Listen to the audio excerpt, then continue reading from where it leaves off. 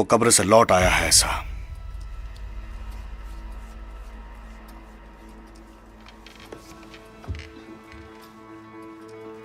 बहुत ही दिलचस्प। बहुत होशियार। मैंने खुद उसे मुर्दा घोषित किया था।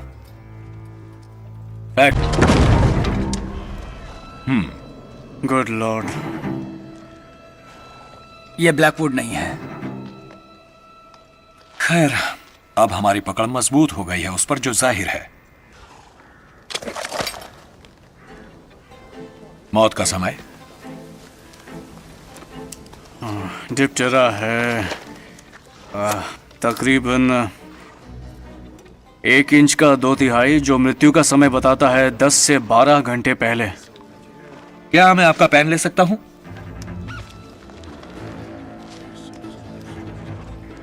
एडलर का बोना। मिजिट,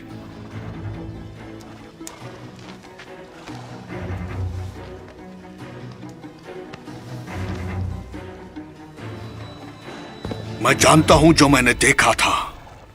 हेलो दोस्तों, मूवी माइंडेड यूट्यूब चैनल में आपका स्वागत है। और आज हम एक्सप्लेन करने जा रहे हैं 2009 में आई suspense mystery movie Sherlock Holmes. इसकी IMDb रेटिंग है 7.6 और रॉटेन टोमेटो पे इसे मिला है 69%। इस मूवी में रॉबर्ट डाउनी जूनियर ने बेहतरीन जासूस का रोल निभाया है। मूवी स्टार्ट होती है 1819 में इंग्लैंड के एक शहर में, जहाँ दिखाया जाता है कि डिटेक्टिव शर्लॉक होम्स कहीं दौड़ के जा रहा है और उसका पार्टनर डॉक्टर जॉन वाटसन, एक पुलिस जिसका नाम लेस्टार्ड है, उसके साथ एक बग्गी में कहीं जल्दी जल्दी जा रहा है। वे सभी किसी को पकड़ने जा रहे हैं। वो सभी एक लड़की की जान बचाना चाहते हैं जिसे लॉर्ड हेनरी ब्लैकवुड ने किडनैप कर लिया है। लॉर्ड ब्लैकवुड वहाँ काला जादू वगैरह करने के कारण काफी मशहूर है। काली शक्ति हासिल करने के लिए वो उस लड़की का बलि देने जा रहा है, लेकिन उसके आदमी को मारते हुए शर्लॉक वहां पहुंच जाता है और उसे रोक लेता है। इसी बीच उसका पार्टनर जॉन लेस्टार्ड के साथ आ जाता है और ब्लैकवुड को पकड़ लेता है। इससे पहले भी ब्लैकवुड ने 5 लोगों की जान ले चुकी थी। 3 महीने बाद हमें दिखाया जाता है कि जॉन कहीं दूसरी जगह शिफ्ट होने वाला है क्योंकि उसकी सगाई हो गई। ये बात वो शर्लॉक को बताता है और उसे कुछ नए केस को सॉल्व करने के लिए ही बोलता है ताकि वो ठीक रहे, क्योंकि जब शर्लॉक को कोई केस नहीं मिलता है तो उसका दिमाग खराब होने लगता है। ये उसकी कमजोरी है। उसी वक्त शर्लॉक को न्यूज़पेपर से पता चलता है कि कल ब्लैकवुड को फांसी लगने वाली है और उसकी मौत की पुष्टि करने के लिए उसके दोस्त डॉक्टर जॉन वाटसन को बुलाया गया। इसके बाद जॉन शर्लॉक को आज शाम में एक होटल में अपनी मंगेतर के साथ डिनर पर बुलाता है, जिसके बाद शाम को जॉन अपनी मंगेतर मैरी मार्टसन को शर्लॉक से मिलाता है। तो मैरी शर्लॉक से मिलकर काफी खुश है क्योंकि शर्लॉक एक नामी जासूस है। वो छोटी छोटी बातों से काफी जानकारी निकाल लेता है, जिसे जानने के लिए मैरी शर्लॉक पे जोर देके कहती है कि वो उसके बारे में कुछ बताए, क्योंकि शर्लॉक मैरी से पहली बार मिला था, इसलिए वो उसे उसकी टैलेंट को चेक करना चाहती है। जिसके बाद शर्लॉक उसे बताता है कि वह एक गवर्नेस है। उसका स्टूडेंट 8 साल का है और काफी लंबा है और उसने आज मैरी पे इंक फेंक दिया,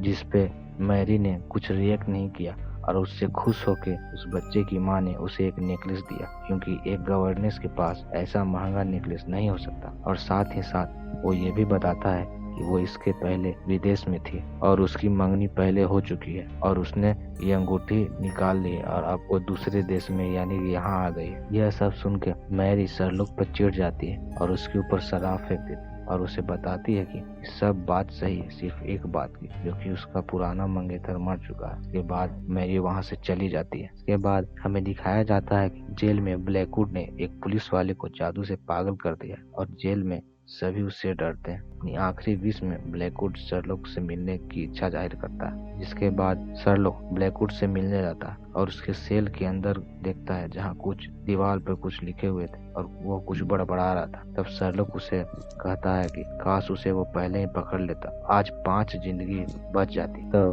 ब्लैकवुड उस कत्ल को कुर्बानी बताता है और आगे की जिंदगी के लिए शर्लॉक को बताता है कि वो दोनों एक दूसरे से जुड़े हुए हैं, जिसके बाद वो दुनिया का ढांचा ही बदल देगा। और वो बताता है कि 3 कत्ल और जाएंगे और वो कुछ नहीं कर सकता। इसके बाद उसे फांसी पर लटका दिया जाता है। आखिरी शब्द में ब्लैकवुड बोलता है कि मौत तो बस एक शुरुआत है। और इसके बाद जॉन उसे मृत घोषित करता। सीन शिफ्ट होकर हमें दिखाया जाता है कि शर्लॉक के पास एक आयरन एडलर नाम की लेडी आती है। शर्लॉक इसे जानता है, ये उसे पसंद करता है और ये बहुत होशियार है क्योंकि उसने शर्लॉक को 2 बार मात दे चुकी है। वो शर्लॉक को एक केस देती है। वो उसे ल्यूक रियोर्डन नाम के आदमी को ढूंढने को कहती है और उस आदमी की डिटेल्स दे के वो चली जाती है। क्योंकि शर्लॉक एक चालाक जासूस है, वह तुरंत भेष बदल के उसका पीछा करता है और एडलर जिस बग्गी में बैठती है उसे जाके टकरा जाता है। उस बग्गी के अंदर एक आदमी, तो उसे वो बंदूक बेचने लगता है और अंदर जो आदमी बैठा हुआ था वो शर्लॉक को बंदूक दिखा के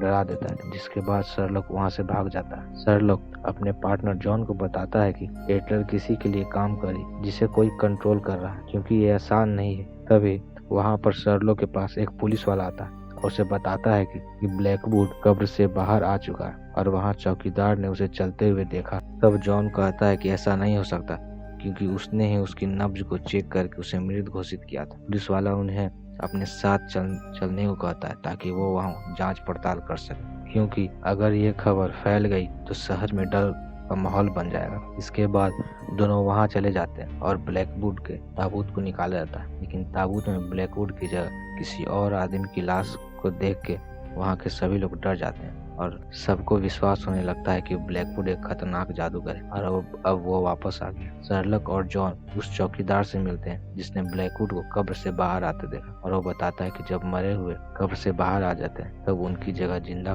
लोग कब्र में चले जाते हैं और वो चौकीदार काफी डरा हुआ। के बाद वो उस ताबूत के अंदर जो आदमी मरा हुआ था उसकी जांच करते हैं। तब शर्लॉक उसके ताबूत में एक घड़ी मिलती है और साथ ही साथ उसे पता चलता है कि ये वही आदमी है जिसे एडलर ने ढूंढने के लिए उसे कहा था। फिर वो दोनों उस घड़ी की मदद से जो उस लाश के पास मिली थी एक दुकान में चले जाते हैं जहां उसे उस आदमी के घर का पता चल जाता है। जिसके बाद वो दोनों उसके घर में चले जाते और उन्हें पता चलता है कि वो आदमी ब्लैकवुड के साथ मिलकर कुछ एक्सपेरिमेंट कर रहा था। शर्लॉक को वहाँ एक मेंढक तांबे के बंद बर्तन के अंदर मरा मिलता है जो कि एक्सपेरिमेंट का पार्ट था और उसे वहाँ कई सबूत मिलते हैं। तभी वहाँ कुछ लोग आ जाते हैं जो कि वहाँ के सारे सबूत को मिटाना चाहते हैं, लेकिन दोनों को इन्वेस्टिगेशन के थ्रू काफी कुछ पता चल चुका था और वो लोग उन दोनों पर हमला कर देते हैं। इसी मुठभेड़ के दौरान सभी से आसपास काफी नुकसान हो जाता है, जिसके लिए पुलिस जॉन और उसके दोस्त पकड़ लेती है और अगली सुबह हमें दिखाया जाता है कि जॉन की मंगेतर मैरी सिर्फ जॉन को ही छुड़ा के ले जाती है। लेकिन कुछ देर बाद शर्लॉक को भी जमानत हो जाती है और लेस्टार्ड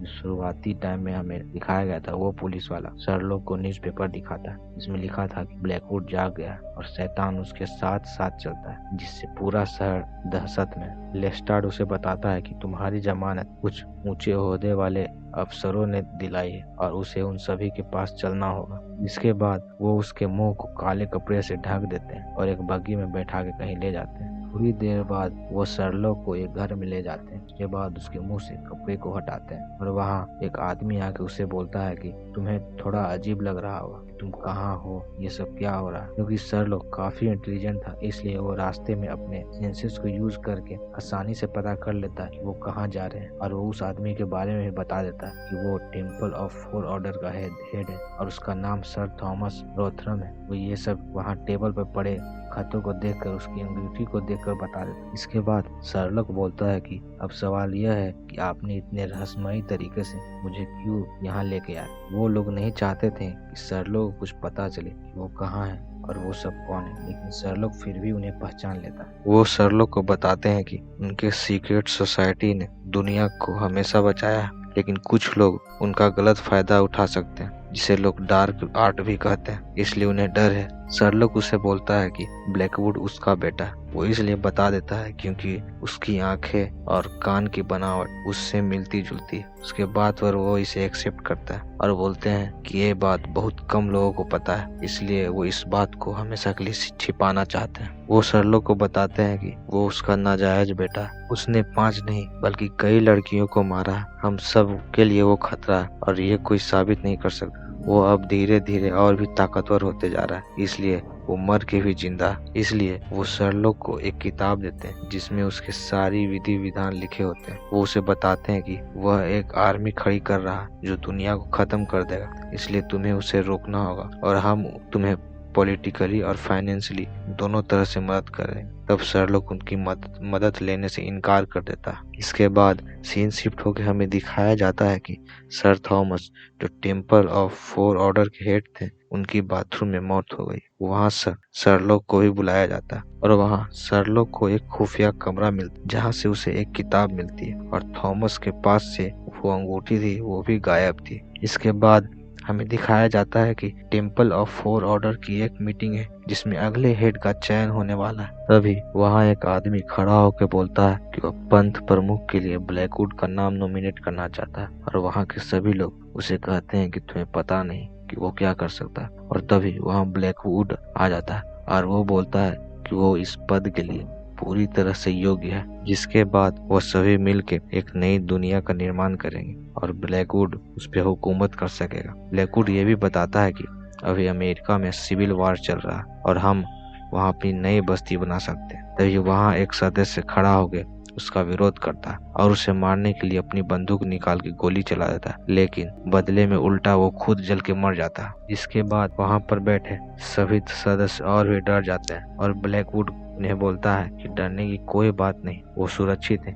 इसके बाद सभी उसे अपना पंथ प्रमुख बना लेते हैं। इधर शर्लॉक को उस बुक से पता चलता है कि नदी किनारे एक फैक्ट्री है जिसके थ्रू वो ब्लैकवुड के पास आसानी से पहुंच सकता है। फिर शर्लॉक और उसका दोस्त जॉन वहां चला जाता है जहां उसे पता चलता है कि वहां पर कुछ साइंटिफिक एक्सपेरिमेंट चल रहा है और एक मशीन भी थी जो कि अभी कुछ ही देर पहले हटाई गई थी। वहां उन्हें दीवार पर 1:18 लिखा हुआ दिखाई देता है और वो समझ जाते हैं कि ये बाइबल का है, यानी कि यह अध्याय 1 वर्ष 18। शर्लॉक बोलता है कि इसमें लिखा है कि मैं मर गया था। तभी वहाँ ब्लैकवुड की आवाज आती है जिसमें वो बोलता है कि वो युगों युगों तक जिंदा रहेगा। वो दोनों को बताता है कि वो तुम दोनों का पीछा करते हुए आई है जिसे तुमने अपना मेमना यहाँ कटने के लिए भेजा। और तभी उन्हें वहाँ एडलर बंधी हुई मिलती है जो मशीन से कट के मरने वाले, पर शर्लॉक और जॉन दोनों उसे बचा लेते हैं और ब्लैकवुड वहां से भाग जाता है। इसके बाद वहां धमाका होने लगता है लेकिन वो फिर भी वहां से बच जाता है। वहां पर एक पुलिस वाला आता है, वो शर्लॉक को बोलता है कि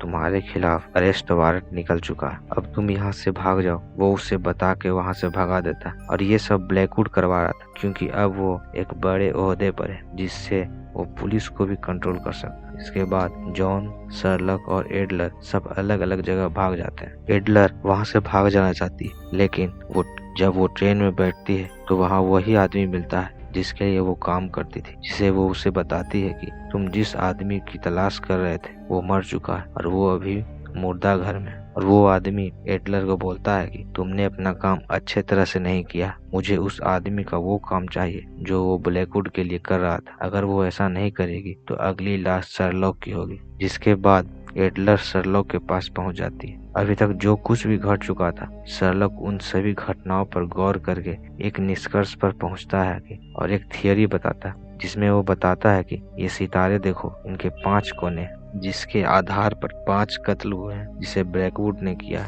और उसने मुझे बताया था कि 3 और मरेंगे। ये सभी कत्ल का संबंध टेम्पल ऑफ फोर ऑर्डर से। शर्लॉक बोलता है जो सबसे पहले हमें डेड बॉडी मिली थी उस कब्र के अंदर जिसमें ब्लैकवुड था और ये कब्र थी जिंजर मीजेट जिसका संबंध सीधा इंसान से है। दूसरी डेड बॉडी हमें मिली सर थॉमस की जो बैल की अंगूठी पहनते जो इस टेम्पल ऑफ फोर ऑर्डर के हेड। और तीसरी डेड बॉडी हमें मिली जहाँ ईगल का राष्ट्रीय चिन्ह था, वो आदमी ब्लैकवुड का विरोध कर रहा था और उसे गोली मारने वाला था जो जल के मर गया था। और इस तरह से तीनों लोगों की हत्या हुई और इन तीनों हत्याओं का संबंध था जादू टोने से, क्योंकि सबसे पहले कत्ल इंसान को इंसान की तरह मारा गया, दूसरे इंसान को इसलिए मारा गया क्योंकि उसके पास बैल की अंगूठी थी जो रिप्रेजेंट करता है बैल को, और तीसरे आदमी को वहां पर मारा गया जहां पर ईगल का निशान था जो रिप्रेजेंट करता है एक ईगल को। और इस तरह से क्रॉस के 3 हिस्से पूरे होते। और अब वक्त है फाइनल एक्ट का, यानी क्रॉस के चौथे हिस्से का। ये रिप्रेजेंट करता है शेर को। और जब वो मैप पर इसे लोकेट करके देखते हैं तो उन्हें पता चलता है कि अगला हमला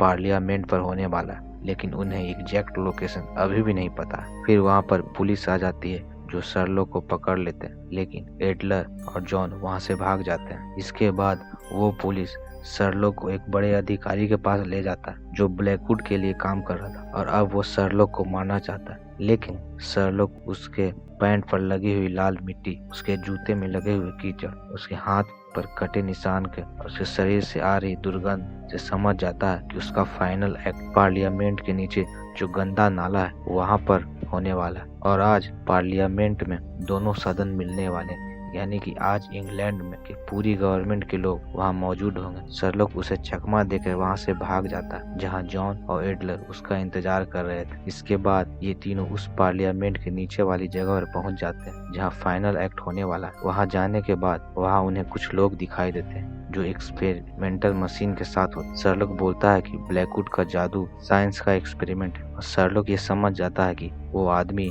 जो कब्र में मरा हुआ था, ल्यूक रियोर्डन, वो एक साइंटिस्ट है और वो किसी प्रोजेक्ट पर काम कर रहा था। ये सबसे अलग वेपन है जो युद्ध कला में क्रांति ला सकता है, क्योंकि ऐसा वेपन आज तक नहीं बना है और वो यहाँ सभी लोगों को मार देते हैं। शर्लॉक बताता है कि यह एक केमिकल वेपन है जो लिक्विड को धुआं में बदल देगा और पाइप से होकर ऊपर पार्लियामेंट में जाएगा, जहां इस देश के ताकतवर लोग मौजूद हैं और जिससे सबका दम घुट जाने के कारण इस जहरीले धुएं से मर जाएंगे। जरूर ब्लैकवुड के पास उसका रिमोट कंट्रोल होगा जिससे वो एक्टिवेट कर सकता है। वहाँ ऊपर पार्लियामेंट में हमें दिखाया जाता है कि ब्लैकवुड वहाँ के लोगों को अपनी काली जादू के नाम पर सबको डरा रहा होता है। वह दुनिया पर राज करने की बात करता है, अपना शासन चलाना चाहता है, लेकिन वहाँ पार्लियामेंट में लोग उसका साथ नहीं देना चाहते। फिर ब्लैकवुड उस रिमोट से उस जहरीले गैस को एक्टिवेट करता है, लेकिन एडलर उससे पहले ही उस मशीन से वो केमिकल सिलेंडर निकाल लेती है और वहाँ से भाग जाती है। इधर शर्लॉक और जॉन एक आदमी से लड़ रहा था, जिसके बाद शर्लॉक एडलर के पीछे भागता है। वो एडलर के पास पहुँचता है, तब एडलर उसे बताती है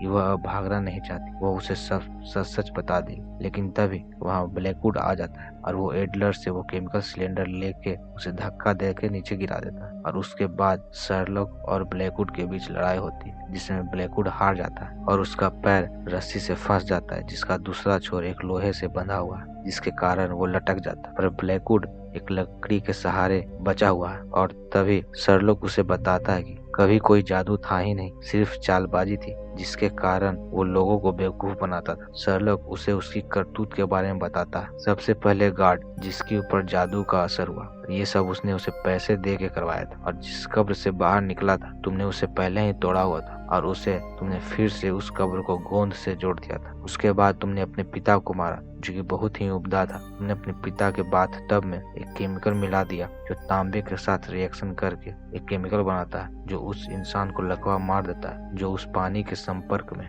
ये सब मैं नहीं जान पाता अगर मैं उस आदमी के घर में ना जाता जो तुम्हारे कब्र में था। उसने यह एक्सपेरिमेंट एक मेंढक पर किया था जो मुझे वहाँ दिख गया था। और तीसरा, वो आदमी जो तुम्हें गोली मारने वाला था और खुद जल के मर गया था, ये भी मुझे पता न चलता, लेकिन जब तुमने मुझे और जॉन को मारने के लिए उस केमिकल का इस्तेमाल किया तो ये गुत्थी भी सुलझ गई। जब वो आदमी टेम्पल के अंदर आ रहा था तब तुमने उस केमिकल का छिड़ाव उसके ऊपर कर दिया। वो आदमी को लगा कि ये बारिश है और तुमने उसके बंदूक के साथ थोड़ी छेड़खानी कर दी थी, जिसके कारण गोली चलने पे वो खुद जल के मर गया। और तुमने अपना सबसे बड़ा खेल आज के लिए बचा रखा, जिससे तुम उस केमिकल वेपन से पार्लियामेंट के लोगों को मार देते जो लोग तुम्हें सपोर्ट नहीं करते। और तुमने पहले ही उन लोगों को एंटीडोट पिला दिया था जो तुम्हारे सपोर्ट में से उन्हें ऐसा लगेगा कि तुम्हारी शक्तियों के कारण वो बच गए। अगर ऐसा होता तो दुनिया के लोग खौफ में आ जाते और लोग तुम्हारे पीछे चलते, पर ऐसा नहीं होगा। तुम्हारा पर्दाफाश हो चुका है, दुनिया अब तुम्हें फांसी लगते हुए देखेगी। इसके बाद शर्लॉक उसकी रस्सी को काट देता है, जिसके बाद ब्लैकवुड नीचे की रस्सी में फंस जाता है और उसे फांसी लग जाती है और वो वहीं पे मर जाता है। इसके बाद शर्लॉक नीचे एडलर के पास जाता है, जो कि ठीक है। एडलर उसे बताती है कि मोरियार्टी एक प्रोफेसर है जो मेरी कमजोरी जानता है, इसलिए मुझे उसके लिए काम करना पड़ता और तुम उससे कभी अंडर एस्टिमेट मत करना, क्योंकि वो तुम्हारी तरह ब्रिलियंट है और खतरनाक भी। शर्लॉक उसकी कमजोरी के बारे में पूछता है, लेकिन वो कुछ नहीं बताती और उसके बाद शर्लॉक वहाँ से चला जाता। फिर हमें दिखाया जाता है कि शर्लॉक के यहाँ उसका दोस्त जॉन वाटसन और उसकी मंगेतर मैरी वहाँ पहुँचते हैं, जो वहाँ शर्लॉक को फांसी लगा देते हैं। मैरी काफी घबरा जाती है, लेकिन जॉन नहीं। वो उसे बोलता है कि ये आदमी कभी भी खुद की जान नहीं ले सकता, क्योंकि वो खुद से बहुत प्यार करता है, और शर्लॉक को स्टिक से टच करता है। तब शर्लॉक उसे बताता है कि वो उस तरीकों को ढूंढने की कोशिश कर रहा है जिससे ब्लैकवुड को फांसी लगने के बाद भी जिंदा था, और डॉक्टर जॉन वाटसन ने उसे मृत घोषित कर दिया था। तब शर्लॉक जॉन को बताता है कि जिसने ब्लैकवुड को फांसी दी थी उसने उसके गर्दन पर एक हुक लगा दिया था, जिससे उसका शरीर का भार उसके गर्दन की जगह उसके कमर पर आ गया था। शर्लॉक ये भी बताता है कि वो मरा हुआ इसलिए लग रहा था क्योंकि उसने एक पॉइजन खा लिया था जिससे इंसान का शरीर लगभग लकवा मार देता और ऐसा लगता है कि उस इंसान की मृत्यु हो गई, लेकिन वो फिर भी जिंदा रहता। तभी वहाँ एक पुलिस वाला आता है और उससे बोलता है कि जिस जगह वो मशीन थी वहाँ हमारा एक आदमी मारा गया। और जब वो उस आदमी का ब्यौरा देता है तो शर्लॉक ये सब समझ जाता है कि ये उसी आदमी ने किया है जिसने एडलर को अपने काबू में कर रखा, जिसने वो हिस्सा चुराया था। वो ये भी समझ जाता है कि एडलर तो बस एक मोहरा, वो जिस हिस्से को ले के भाग रही थी उसे उसकी जरूरत नहीं थी। वो जानता था कि मैं एडलर के पीछे जरूर भागूंगा। इसके बाद वो आदमी वहाँ आया और उसने उस हिस्से को ले लिया जिसे उसकी जरूरत थी, और ये हिस्सा था इन्फेंट साइंस ऑफ रेडियो, यानी किसी भी मशीन को बिना वायर के कंट्रोल कर सकते हैं, क्योंकि ये वायरलेस टेक्नोलॉजी अब तक नहीं आई थी और अब वो कीमती यंत्र है उस प्रोफेसर मोरियार्टी के पास जिसे शर्लॉक नहीं जानता। इसके बाद शर्लॉक केस रीओपन बोलता है और मूवी यहाँ खत्म हो जाती है। तो दोस्तों, कैसी लगी आपको ये मूवी का एक्सप्लेनेशन कमेंट में जरूर बताएं, और आप किस मूवी का एक्सप्लेनेशन चाहते हैं ये भी कमेंट में दें। अगर आप नए हैं तो लाइक, शेयर और सब्सक्राइब करना ना भूलें। Thank you.